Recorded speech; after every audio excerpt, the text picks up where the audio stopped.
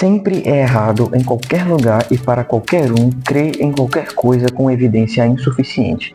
Quem disse isso foi William Kingdon Clifford, um filósofo inglês, antropólogo e matemático. Dizer que esse princípio sempre e qualquer lugar se aplica indica que ele transcende culturas e tempos. E também dizer que esse princípio se aplica a qualquer um e qualquer coisa elimina qualquer exceção. Então, sistemas de pensamentos, religiões, filosofias, ciências não podem escapar deste princípio de Clifford, inclusive seu próprio pensamento. Agora nós vemos um problema ao começar a desenvolver este princípio, porque ele mesmo se autodestrói. Se é sempre errado em qualquer lugar e para qualquer um crer em qualquer coisa com evidência insuficiente, a gente deve acreditar que o próprio Clifford tem evidências suficientes de que ter evidências suficientes comprova verdades. Então, quais são essas evidências suficientes de Clifford? A menos que tenhamos evidências suficientes para dizer que devemos ter evidência suficiente para crer em qualquer coisa, a declaração é autodestrutiva. Sem contar no que a gente chama de regressão infinita. Como isso funciona? Para o pensamento de que algo só pode ser verdadeiro se tiver evidências suficientes, é necessário evidências suficientes que comprove que este pensamento sobre evidências suficientes seja verdadeiro.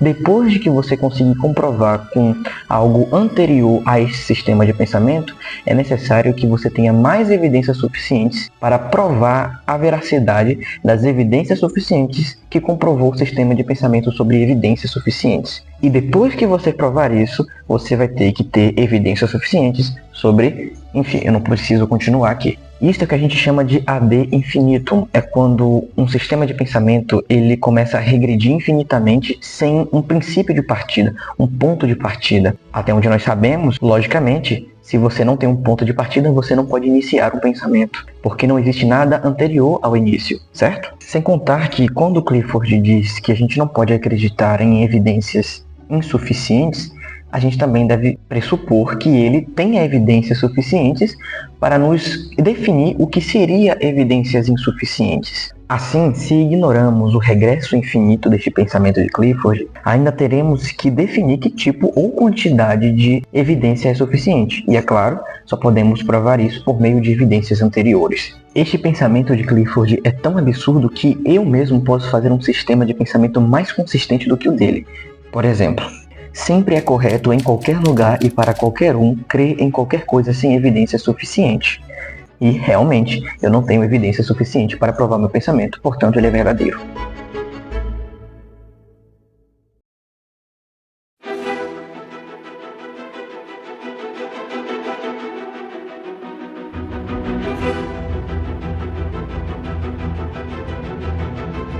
Esse tipo de pensamento é o que nós chamamos de empirismo. Existe um nicho na filosofia que nós chamamos de epistemologia, ou teoria do conhecimento. É onde se estuda e se discute a possibilidade do conhecer humano.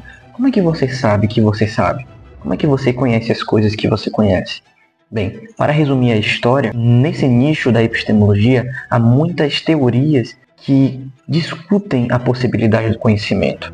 Temos o racionalismo puro, temos o próprio empirismo e temos até o ceticismo, que nega a possibilidade do conhecimento. Dentre esses sistemas de pensamento, nós temos o que chamamos de empirismo. O empirismo pode ser resumido na teoria de que nós conhecemos o que conhecemos por meio da experiência ou por meio dos nossos sentidos, como a visão, o nariz, o olfato, o paladar, o tato e a audição. Então, como é que eu sei que isto aqui é um livro? É porque eu estou vendo ele, é porque eu estou sentindo ele, eu estou experimentando ele. Portanto, eu conheço através dos meus sentidos. Quem vai discutir melhor esta questão é um filósofo bem conhecido chamado John Locke, um filósofo britânico, conhecido como o pai do empirismo moderno.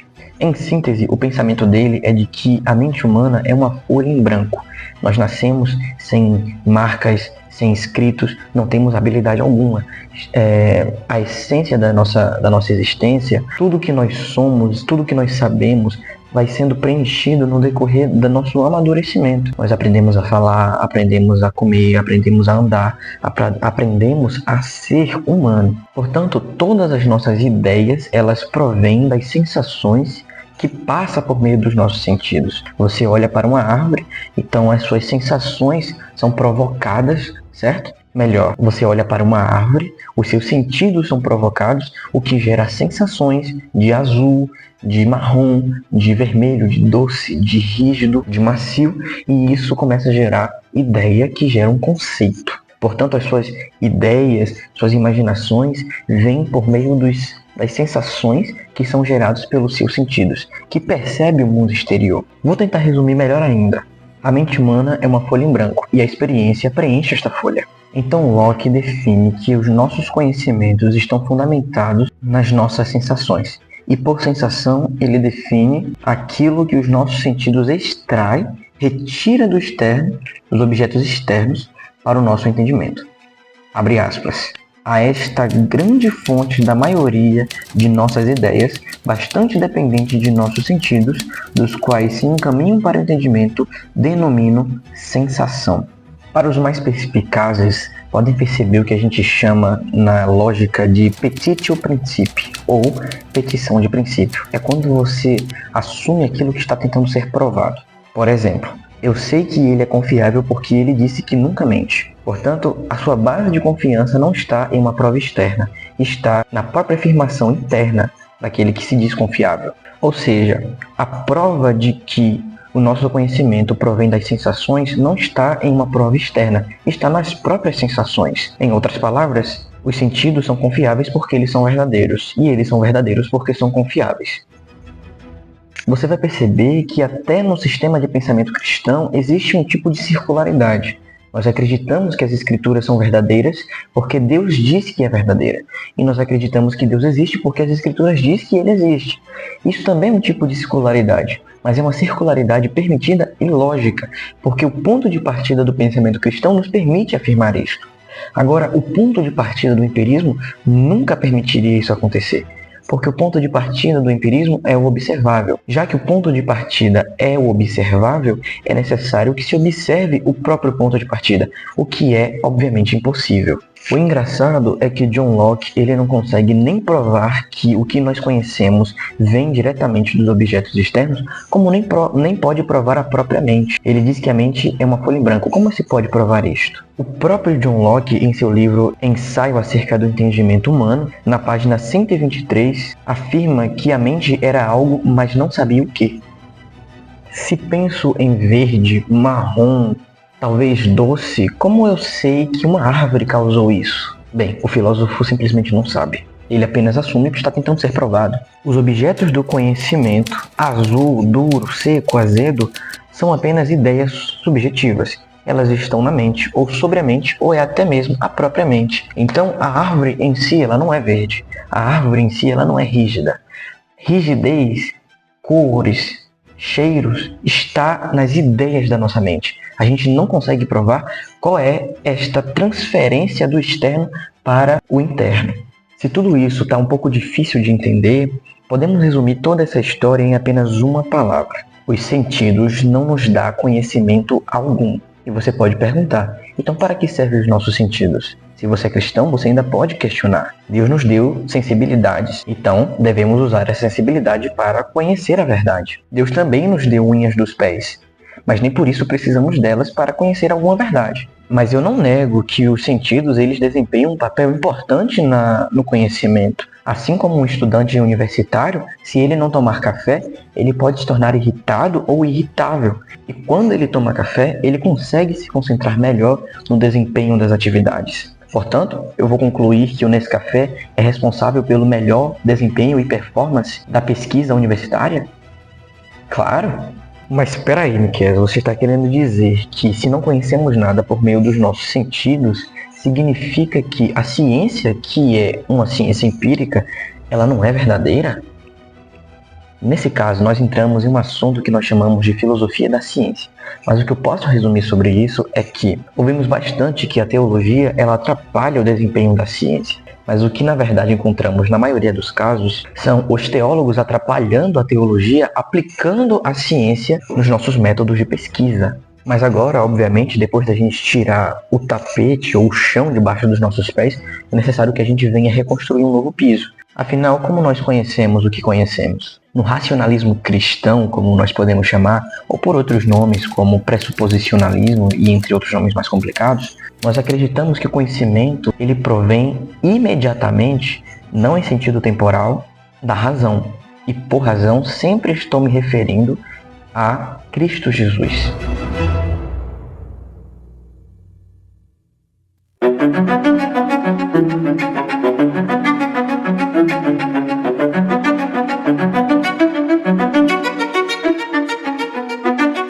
Quem vai falar com detalhes sobre isso é o filósofo Nicolas Malebranche, principalmente em sua obra La Recherche de la Vérité. Lá ele vai aplicar o que já foi aplicado pelo filósofo Santo Agostinho lá na Idade Média. Ele vai dizer que não existe professores de verdade ou mestres de verdade, porque ninguém ensina qualquer outra coisa para outra pessoa.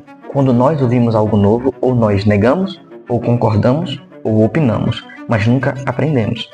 Quando nós aprendemos alguma coisa, se dá pelo fato de que aprendemos pelo verdadeiro mestre, chamado Jesus Cristo. Esse mestre que não está nos céus, esse mestre que não está na nossa retina, esse mestre que não está nos nossos tímpanos, esse mestre está em nossa mente. Ele fala a nós.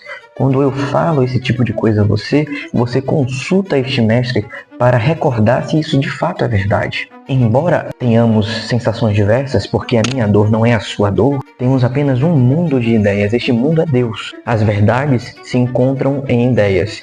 E ideias se encontram em Deus, e só em Deus podemos concluir coisas verdadeiras. Se um cientista ou empirista concluir algo verdadeiro, ele não pode provar que ele sabe, mas ele opina de maneira verdadeira. A diferença entre opinião e conhecimento é porque opinião ela pode ser falsa ou pode ser verdadeira.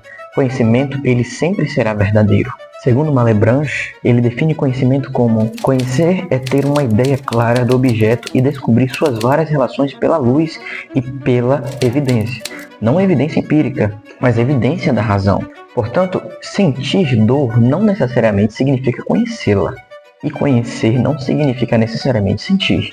Deus conhece a dor, mas não precisa senti-la para conhecer. O homem sente a dor, mas ele não a conhece por meio dela. Ainda tem alguns que podem tentar insistir em dizer que nós sentimos a dor e por isso a conhecemos. Mas como conhecer é ter uma visão clara pela luz da razão o que é e qual a sua natureza, é impossível dizer que conhecemos a dor pelo sentir. Sentir a dor não é conhecê-la com evidência ou clareza.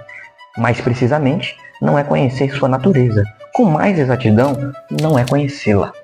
E se ainda está um pouco mais complicado de entender e concordar com o que eu estou falando, podemos expandir isso para a natureza dos animais irracionais. Se aprendemos pelos nossos sentidos, eu acho que Einstein deveria estar competindo com um papagaio. Ou João Calvino deveria estar competindo com a águia. Porque até onde nós sabemos, a águia é um dos animais que possui suas retinas bem privilegiadas. Dizem que os cachorros têm uma audição elevada e ultrapassa a audição dos humanos. Então, necessariamente, eles deveriam saber álgebra. Bem, os animais à nossa volta possuem sentidos muito mais aprimorados do que nós. E nem por isso eles sabem fazer geometria.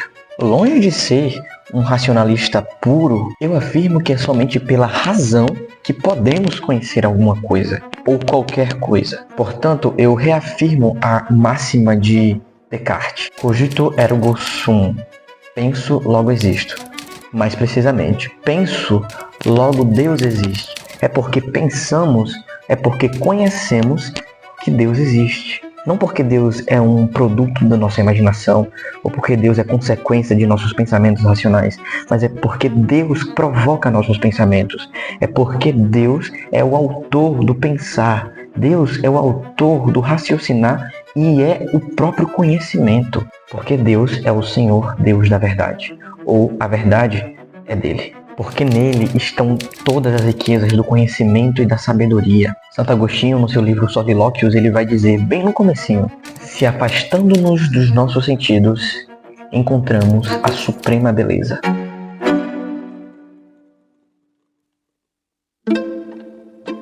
Esse vídeo aqui é só uma introdução sobre epistemologia cristã e também é um aviso e uma exortação não aos seculares ou aos filósofos não cristãos empiristas, porque acredito que eles já perderam, apenas por começarem a falar. Mas eu me refiro aos cristãos e os defensores da fé que aderem a esse tipo de epistemologia empírica. Eles não estão ajuntando com o nosso Cristo. Eles espalham. Não devemos nos unir com os nossos inimigos. Devemos combatê-los. A epistemologia empírica, tão assumida pelo senso comum, pela própria teologia. Grandes nomes, Abraham Kuyper, Jonathan Edwards, R.C. Sproul e muitos outros teólogos assumem um posicionamento empírico ou tomista. Isso aqui já é um pouco de teologia um pouco mais avançada, mas acredito que 1 entre 10 pode entender o que eu estou falando. Mas eu estou aqui afirmando e exortando para nós nos voltarmos à epistemologia cristã, ou melhor, à epistemologia bíblica, porque o ponto de partida deles é observável. O nosso ponto de partida é de que Deus falou. Mais precisamente, é de que Deus falou por meio das Escrituras. Pois Deus que disse, das trevas resplandeça a luz, Ele mesmo brilhou em nossos corações para a iluminação do conhecimento da glória de Deus na face de Cristo. É Deus que imediatamente, diretamente, sem mediação, ilumina o conhecimento em nossas mentes, sem precisar de sentidos, sem precisar de protocolos materiais. Ele mesmo ilumina o seu conhecimento e do Cristo. Eu sei que as coisas materiais existem não porque eu as vejo, mas eu sei que elas existem porque as Escrituras afirmam isso. Eu sei que as pessoas à minha volta existem não porque eu as escuto ou não porque eu as sinto, mas porque as Escrituras afirmam isso. Deixemos as filosofias seculares de lado. Todas as filosofias não cristãs se destroem entre si. Nós não precisamos delas, é elas que precisam de nós, mas elas precisam se tornar cativas de Cristo. Portanto, abandonem seus axiomas, seus pontos de partida que nem podem começar. Se você quer se tornar sábio como este mundo, torne-se louco em sua mente. Mas a sabedoria de Deus, é claro, será loucura para este mundo, porque este mundo é louco. Este mundo assume coisas sem provar. Este mundo odeia a lógica enquanto prega a lógica. Este mundo odeia a razão, tenta matar a razão enquanto se dizem racionais. O cristianismo, longe de ser um salto de fé, não só é uma filosofia verdadeira, mas é a única esperança da salvação da intelectualidade atual. Abandonem esses sistemas de pensamento. Voltemos ao Evangelho. Se você quiser saber mais sobre essas coisas, sobre epistemologia, filosofia da ciência, religião da filosofia, filosofia da religião, teologia, te convido a me acompanhar pelas minhas redes sociais. Futuramente estaremos fazendo encontros em que nós vamos discutir sobre esses assuntos pessoalmente, em que podemos discutir, trocar perguntas, dúvidas e responder algumas questões, se Deus permitir. É isso, até a próxima, espero que o Senhor esteja disposto a te abençoar.